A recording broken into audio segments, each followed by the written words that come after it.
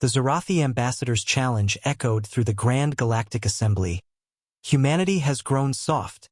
3,000 years of peace have made you weak. The ancient hall fell silent, thousands of alien eyes turning to the human delegation. Ambassador Elena Vasquez slowly stood, and to everyone's shock, she smiled. 3 millennia had passed since humanity's last war. The scars of Earth's violent past had long since healed, replaced by gleaming cities and verdant gardens that stretched across continents.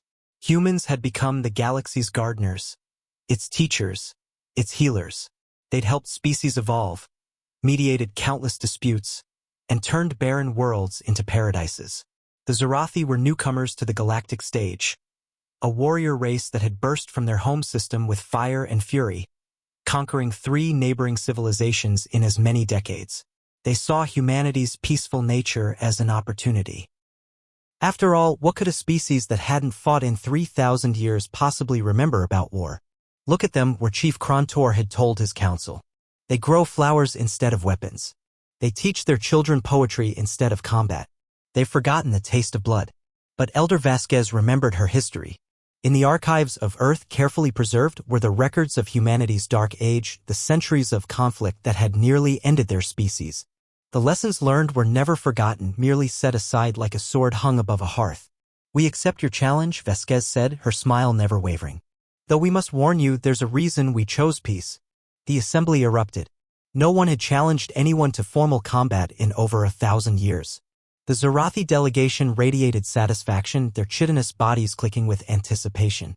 They'd studied human physiology, soft skin, no natural weapons, relatively fragile. This would be easy. "Choose your champion," Krontor demanded. "We'll show the galaxy that humanity's time as mediators is over." Vasquez's smile widened. "We choose all of us." The confusion was palpable. "What do you mean, all?" Krontor asked. "Every human.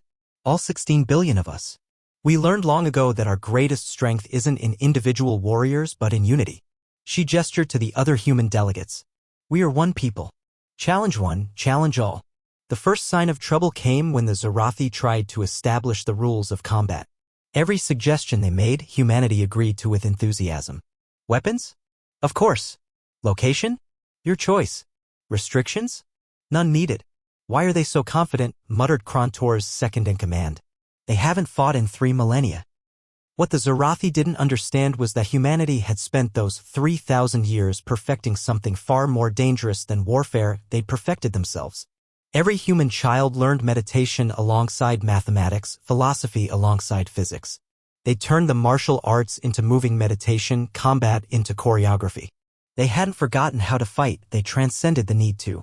The designated battle was set for the neutral world of Harmony, ironically a planet terraformed by humans 5 centuries earlier. As the Zarathi warriors assembled, they expected to face a ragtag group of soft civilians. Instead, they found 16 billion humans moving with perfect synchronization. "This is not possible," Krontor breathed, watching as humans flowed into formation like water finding its shape.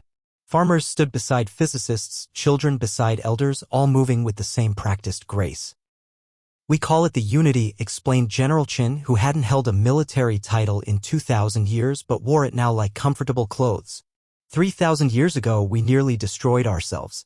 So we made a choice. Instead of perfecting ways to kill, we perfected ways to live. But living, truly living, means being ready to defend life when necessary. The battle began at dawn.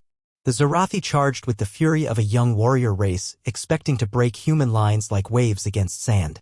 Instead, they found themselves facing something unprecedented. The humans didn't fight, they flowed. Every attack was redirected, every aggression turned back upon itself. It was like trying to battle the wind. "Hit them!" Krontor roared, watching his warriors struggle against opponents who seemed to predict every move. "We are hitting them," came the frustrated reply. "They're just not there when we do." Elder Vasquez moved through the battlefield with the grace of falling leaves. When a Zarathi warrior lunged at her, she stepped aside and helped him past, using his own momentum. "You fight against us," she said gently. "We fight with you. There's a difference." The turning point came when young Mayachin, barely 16, faced down a Zarathi elite warrior. The alien towered over her, armored in chitin and rage. He struck with enough force to shatter stone. Maya smiled, stepped into the blow, and redirected it with a touch. The warrior spun, stumbled, and found the human child helping him regain his balance. Why? He gasped. Because, Maya said, true strength is knowing when not to use it. As the hours passed, the Zarathi found themselves not defeated but exhausted. Every energy spent in aggression was wasted, every fury met with calm. The humans never struck to kill, only to redirect, to tire, to teach. It was warfare as philosophy, combat as conversation. Stop. Krontor finally called, his pride warring with growing respect. This is not battle. This is. Education, Vasquez supplied helpfully. You wanted to see if 3,000 years of peace had made us weak. The answer is no, it made us strong enough not to need violence. The aftermath was profound. The Zarathi, humbled but not humiliated, found themselves surrounded by humans offering water, food, and medical aid. The same hands that had deflected their attacks now tended their bruises.